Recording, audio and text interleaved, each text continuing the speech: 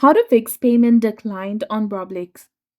Hi guys, welcome back to our channel. Today in this video, I'll guide you on how to address the issue of payment method declines on Roblox. So if you've been trying to make a payment and received a decline message, be sure to watch until the end.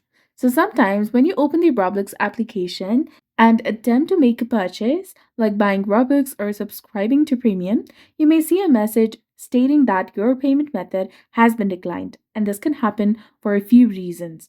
One common reason is related to the credit card details you entered. So go to this More icon in the bottom right corner of the screen and then scroll down and go to Settings. From here, click on Payment Methods. And here in this page, you need to double check that all the numbers are correct.